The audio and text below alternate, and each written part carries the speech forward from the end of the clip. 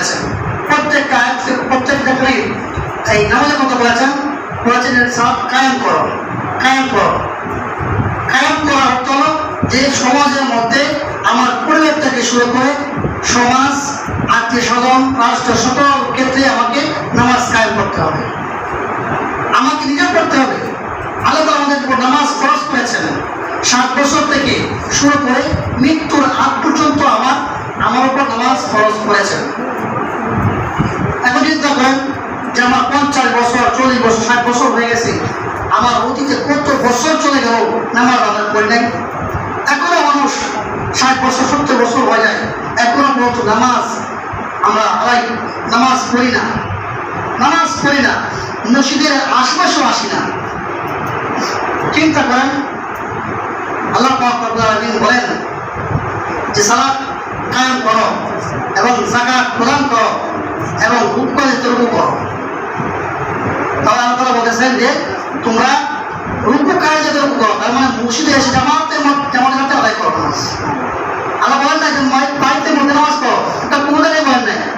হ্যাঁ, আপনি নামাজ ফরজটা আদায় করে আপনি সুন্নত, নফল এগুলো আপনি বাড়িতে পড়েন। আর সুন্নত রাসূল এটাই করতেন, ফরজটা আদায় করে তারপর বাড়িতে মধ্যে এই ফরজ, নফল, এই সুন্নত, নফল এরা আদায় করতেন বাড়িতে মধ্যে, ঘরের মধ্যে। আল্লাহ তাআলা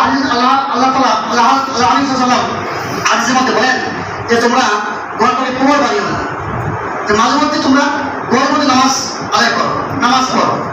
তাহলে ঘরের মধ্যে নামাজ পড়তে হবে, সুন্নত এবং নফল যে আমাদের নামাজগুলো আছে আমরা পড়বো।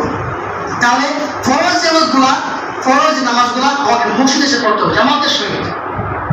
যদি কোনো ব্যক্তি ঘর থেকে বাইরে হয়ে উযু করে, সুন্দর করে উযু করে মসজিদে রওনা দেয়, যদি এসে দেখে যে জামাত পায় না, জামাত হয়ে গেছে, তাহলে তার নিয়তটা ছিল জামাত ধরা, জামাতটা পা বেশি, কিন্তু সে জামাত পায় নাই।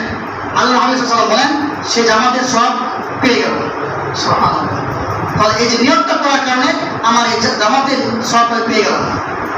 আর প্রকৃত মুমিন যারা, তারা যখন আযান হয়ে যাবে তখন হাজারে মসজিদে চলে আসবে। আজকে জুমার দিন আমাদের এই মহল্লার অনেক মানুষ এখনো দুনিয়ার কাজের মধ্যে লিপ্ত আছে। এই যে আযান হয়ে গেছে প্রায় 1 ঘন্টা আগে আযান হওয়ার পরেও এখন তার দুনিয়ার কাজ শেষ হয় নাই। এই যে কাজ করি, দুনিয়ায় কত কাজ করি, আমার যে নামাজটা, আমার নিজের কাজটা এত আমার বাকি হয়ে গেছে। এই দুনিয়ার যত কাজ করতে সব থেকে যাবে দুনিয়ার মধ্যে, কে আমি কোথাও নিয়ে যেতে পারবো না। কবর মধ্যে যাবো, কবর মধ্যে নিয়ে যাবো না, এই সব থাকবে। আমার সন্তান ভোগ করবে, আমার স্ত্রী সন্তান সব ভোগ করবে, আমাকে একটা পর্যন্ত স্মরণ করবে না, মনেই করবে না আমাকে। আমি ছিলাম এই যে আমার সন্তানের জন্য, আমার স্ত্রীর জন্য এত কিছু জন সম্পদ বানাইয়া এই তাদের জন্য সুখের থাকার জন্য অত কিছু বানাইয়া আমি দেখে আসলাম। একটা বার আমার কুকুরের পাশে দৌড় করবে, কুকুরের পাশে একবার সূরা ফাতিহা পড়ে, সূরা ইখলাস 3 বার পড়ে, একবার দোয়া করবে না। এই যে কাজগুলো বানাইলাম, এই ধন সম্পদ কাজগুলো উপার্জন করলাম, টাকা পয়সা কাজগুলো উপার্জন করলাম, এই টাকা পয়সা কোনো কাজই আসবে না আমার। এলেন না যে আমার নিজের কাজটা করতে হবে, যে নামাজ আমাকে আদায় করতে হবে, এটাই আমার নিজের কাজ। আর বাকি যে সবগুলো কাজ আছে দুনিয়ার কাজ, তা আমার কোন কাজে আসবে না।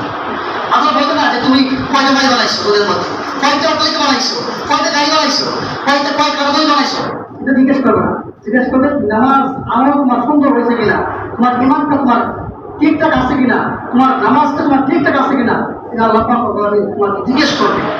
এই দোষ কোন কাজে আসবে না। এর মতো মাঝে আমার নামাজ আদায় করতে হবে এবং আমার পরিবারের প্রত্যেক সদস্যকে নামাজে তাগিদ করতে হবে।